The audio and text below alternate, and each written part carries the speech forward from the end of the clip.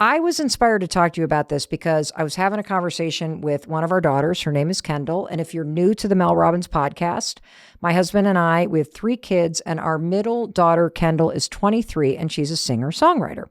And so we were chatting the other day, and she was super excited because the singer, Victoria Monet, she's an R&B singer, had just won 3 Grammys. And Kendall was so fired up, and I'm like, I don't know a lot about her. Tell me a little bit about her. Why are you so fired up about her? And Kendall was like, oh, check this out. So Mom, Victoria has spent 15 years writing songs with other people and for other people. And you've probably heard of some of the people she's worked with: Ariana Grande, Kendrick Lamar, Selena Gomez, Doja Cat, Brandy, Fifth Harmony. I mean, that is an insane list of writing credits. So clearly, Victoria Monet, very successful singer-songwriter. But here's the thing. That wasn't her biggest ambition. You want to know what her big ambition was? It was to write and perform songs of her own, and to be recognized as the artist that was singing them.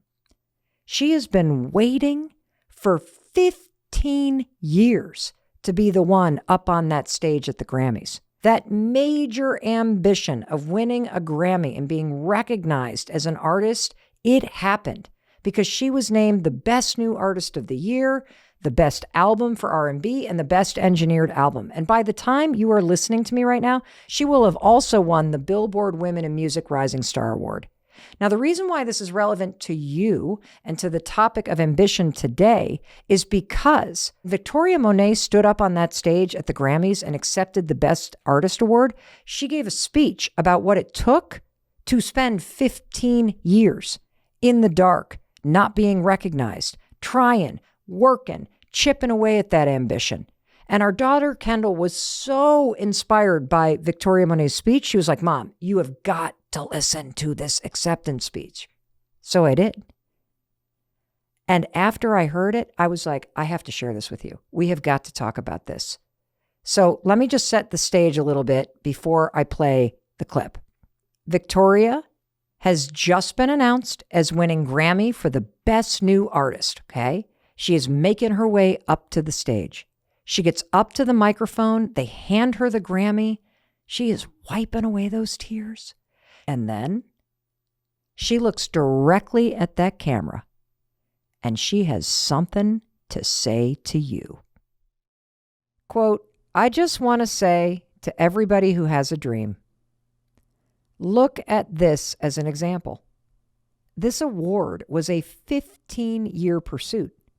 I moved to LA in 2009, and I like to liken myself to a plant who was planted.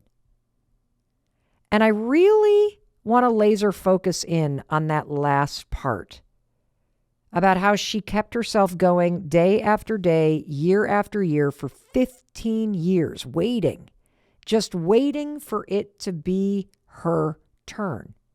She said, I like to liken myself to a plant who was planted. I love that framework. I want to dive into and unpack the thing that she shared, this idea of likening yourself to a plant that has been planted. But first, before we unpack this metaphor, I want to ask you to pause and think. What is your Grammy moment? I'm serious about this. If you were to just roll the clock ahead a year, 3 years, 5 years, 7 years, 15 years, what is it that you really want? And I want you to go really big. That's why I'm calling it a Grammy moment. I mean, a Grammy moment is a big moment. So allow yourself to just open up and visualize something big that you see. Is it making a certain amount of money? More money than you ever thought you would make? Is it a beach house that you want to buy? Or a house in the mountains that you want to build? Or maybe you're an artist. Do you want to go on tour? Or make a living selling your art? Or how about your YouTube channel? Is your Grammy moment hitting 1 million subscribers? Maybe you are so inspired by Studio McGee and Magnolia, and you would love to have an interior design business and launch products, and that's your Grammy moment. Or maybe you see yourself selling your business at some point in the future. The fact is, there is something big inside of you, even if your life may feel small right now. And if you're sitting here and you're trying to imagine a Grammy moment, you're like, but I don't know what I want, but I don't know what I want. If you can't envision the Grammy moment, let's go smaller. Let's go smaller, because there is an idea that is nagging at you. And maybe it doesn't feel very big, and that's why you keep ignoring it. Maybe you've been thinking, I should pick up my paintbrushes again. I should start walking every day after breakfast again. That seed of an idea that you're ignoring, that can be big enough. The whole point of this is to stop questioning and to put yourself into a position to start growing again. You spend too much time debating. Should I be a tulip? Should I be a daisy? Should I be an oak tree? Should I be an apple tree? Should I be an asparagus? Stop. I want you to consider something radical. You don't need to know what you're going to become. Trust that. So whatever that idea is, no matter how small it may be, whether it's picking up the paintbrushes, whether it's going back to school, whether it's simply spending more time with the people that you love, lean into that. And that alone will help you start to grow into a better version of yourself. And so I want you to take a moment and just envision what that beautiful, amazing thing is. And I can share mine. It's probably going to surprise you. But when I close my eyes, I don't imagine something in the media or the podcast space.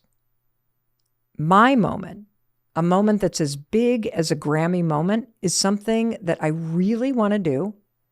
I know it's going to take a lot of work, and I've never done anything like this before. I want to do something in the women's health and supplement space. I mean it. I've no idea where that's coming from, but I just can't deny that this idea is inside of me. And I've probably been thinking about this now for, 3 or 4 years. And I think the reason why I really want to do this, something in the women's health and supplement space, is because I have become very focused on optimizing my own health. And the more I learn about my health, the more it seems like every single woman I know is completely confused about hormone balance and what supplements to take. And it is so overwhelming. And every company that I discover that is targeting women's health, it's typically been launched and run by a bunch of dudes. And so I just see a huge opportunity to create something that really empowers women with a solution that is led by other women. I know you did not expect that from Mel Robbins, did you? Well, it's my Grammy moment. It is not your Grammy moment. And this has been inside of me. Like I know I can feel it.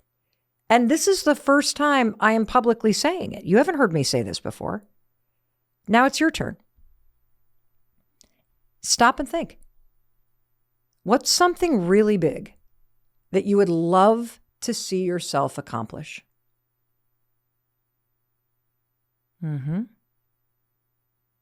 That right there. That's your Grammy moment. And I want you to keep that vision in mind as I talk about this metaphor of a plant, because we're going to unpack Victoria's metaphor so that you understand all the components of it and you can use it to help you. It's not only going to help you get started, but this metaphor is going to keep you going when you feel jealous or unlucky or frustrated that success has not come your way, or you feel discouraged because you have no idea how to launch a supplement company. And I can't wait to dig into this with you, because Victoria Monet's Grammy speech offers you guidance on how to navigate this period between having a vision and actually bringing it to light. So here's the metaphor. I like to liken myself to a plant. And I want you to liken yourself to a plant, because this metaphor is going to immediately stop you from questioning whether or not this Grammy moment of yours is even possible. Every plant starts as a teeny, teeny little seed. But here's the thing about a little seed, which is what you are when you just have a seed of an idea.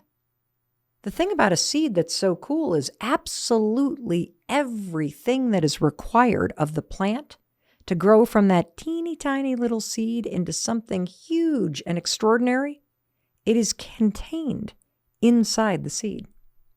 And that's why it is so important that you take a moment with me and you acknowledge this seed of a wish or a dream or an idea that you have within you. Because that's all that's required. The seed is the beginning of something extraordinary, and you already have that within you. Because if you can envision that Grammy moment of yours in the future, that's evidence of that seed of an idea. And that's why you need to use this metaphor of a plant that's been planted. Any single time that you start to doubt this idea, like I've doubted this idea, what are you doing thinking about a supplement? That is a dumb, stop. No, Mel, no. Let that seed take root. I mean, think about an acorn. Do you know how little that thing is? It is like this tiny thing in the palm of your hand. And that sucker, over time, can explode into a mighty oak. Why? Because all of that intelligence for the acorn to grow into an oak is already inside the acorn. It knows what to do. The same thing is true for a tulip bulb. A single bulb has everything inside of it in order to explode into a gorgeous tulip in the spring. So do you. Stop doubting yourself and recognize that if you already have this seed of an idea to plant out into the world, it is in you. And it's been sitting there waiting to bloom in all of its unique, beautiful glory.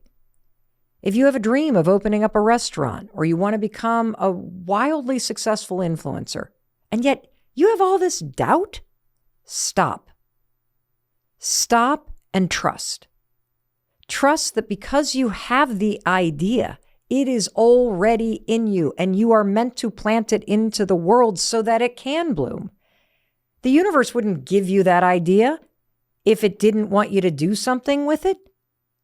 And I'm here to tell you to stop questioning it and trust it. And the second reason why this plant metaphor is so powerful is because that seed and a plant, it's designed to grow, and so are you.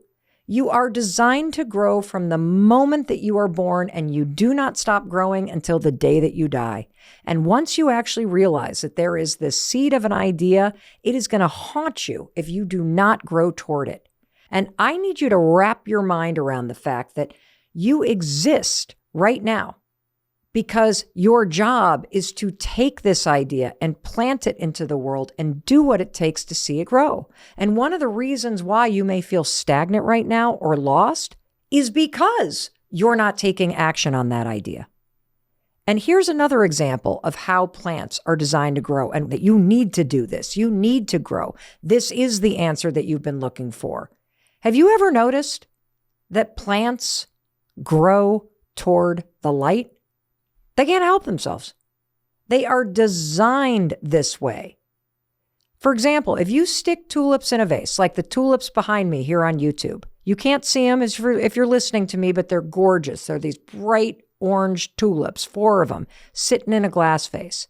If I were to stick that glass vase right on the countertop, within 24 hours, they will be pointed toward the window, looking for the sun, trying to grow. It's called phototropism. For you, it's called action. You must move toward the light. You must take action every single day. Ask yourself, what is one thing I can do to move toward the light of this idea? Ambition is amazing. And in order to achieve what you want to achieve, you want to know the most challenging part? It's not giving up. If you already have this seed of an idea to plant out into the world, and yet you have all this doubt, stop and trust.